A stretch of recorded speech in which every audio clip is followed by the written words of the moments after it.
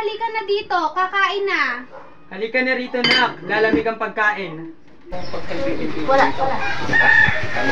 Sandali lang po, lilinisin ko lang po tong kama ko.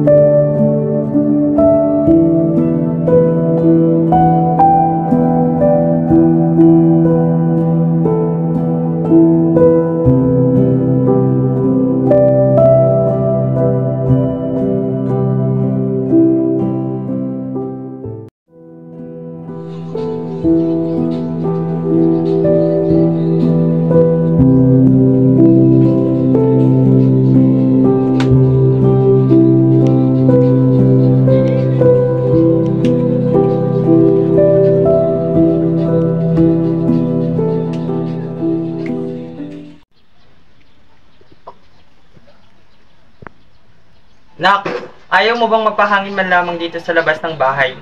Palagi ka na lang nandyan sa loob. Samahan mo rin minsan ang mga pinsan mong maglaro ng basketball para naman ma-exercise ang katawan mo. Naku tay, napakainit naman ng panahon ngayon. Dito na lang po ko, saka hindi ko naman po hilig ang pag-basketball eh. At saka isa pa tay, iba po yung hilig nila sa mga hilig ko. O siya, sige, ikaw ang bahala. Mauna na ako at baka nakakabala ako sa'yo. Sige po tay.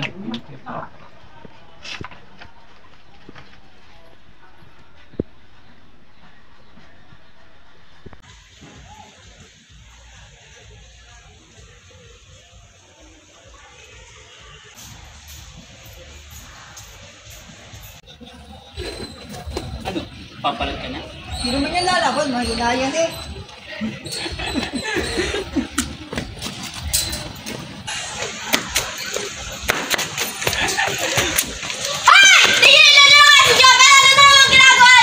Ayun na pre, mga power girls. Lagot ka pre, nandiyan ang mga beses niya. Tara na, mapapahaw po tayo dito.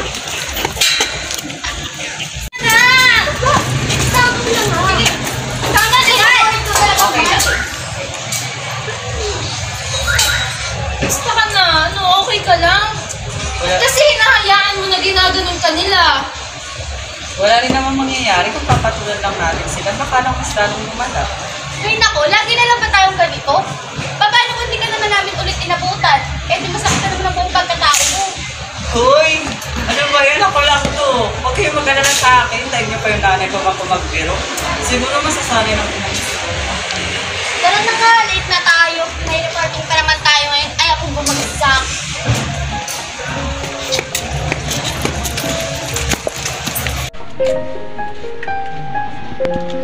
Anak, may ginagawa ka ba?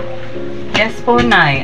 Nagawa po ako ng project ko. Pero patapos na rin naman po. Lalagyan na ko na lang po ng mga design. Anak, gusto ko lang naming makausap ng nanay mo. Ano po ba yun, Tay? Kinakabahan po ako sa inyo eh. Anak, napapansin kasi namin ng tatay mo nitong mga nagdaang araw na parang hindi ka naglalabas ng bahay. At tuwing pagka-uwi mo ng school, laging pagod at masakit ang katawan mo. Sabi ko sa amin na, binubuli ka ba sa school? Po? Nak, huwag kang matakot magsabi sa amin ng nanay mo. Handa lagi kaming makinig sa'yo. Bakit nak? Dahil ba yan sa pagkatao mo? Dahil ba yan sa tunay na nararamdaman ng puso mo?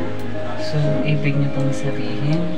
Oo anak, matagal na naming alam at matagal na naming napapansin sa iyo ng nanay mo. Hinihintay na lang namin na ikaw mismo ang magsabi. Baka kasi hindi ka pa handa. Ayos lang yan nak, walang mali sa'yo. Hindi ka lang nila naiintindihan kaya sila nagkakaganyan. At ang tanging mali lang ay ang pangit na pagtingin ng lipunan. Pero tanggap ka namin ng tatay mo at masaya kami sa kung ano ang ngayon. Pasensya na, Nay, Tay. Natatakot lang talaga ako na magalit kayo sa akin pag sinabi ko.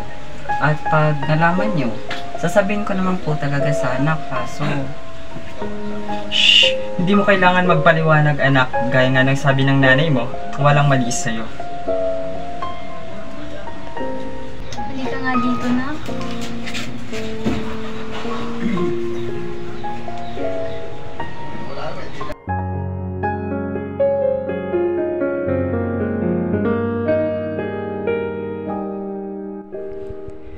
Siguro nga, tama si nanay at tatay. Wala talagang mali sa akin. Tanging lipunan lang ang hindi makatanggap na hindi lamang babae at lalaki ang kasariang meron sa mundo. Hindi rin naman sa kanila nakabatay kung titigil ako dito o magpapatuloy ako. Hindi sila ang basihan ng tagumpay at pagkabigo ko.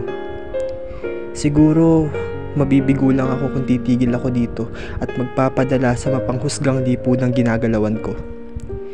Kasama sa buhay ang pagkabigo. Pero hindi ka dapat sumuko hanggat may mga taong naniniwala pa rin sa kakayahan mo. Buhay mo ito. At ikaw ang manunulat na bubuo sa sarili mong kwento. Isa pa lamang ito sa mga pahina ng buhay ko. Marami pa ang parating at hindi ako dapat sumuko.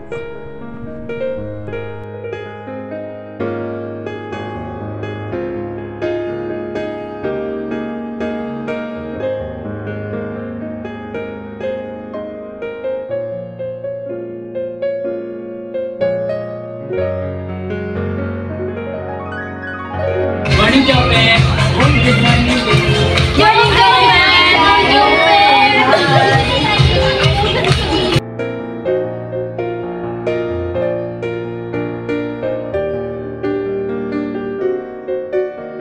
any advice you can give to people who have also experienced the same thing as you experience? Nabibigay ko lang sa mga katulad ko na bisexual or gays na advice na kung sakaling dumating sa point ng buhay nyo na hindi nyo nakayanin dahil sa panlalait na ibang tao, dahil sa panghusga ng lipunan, o kung hindi man kayo suportado ng pamilya nyo, ang bibigay ko lang na advice sa inyo ay lumaban lang kayo at ipakita nyo talaga kung anong kaya at sino kayo. Yes, Kung anong kaya nyo.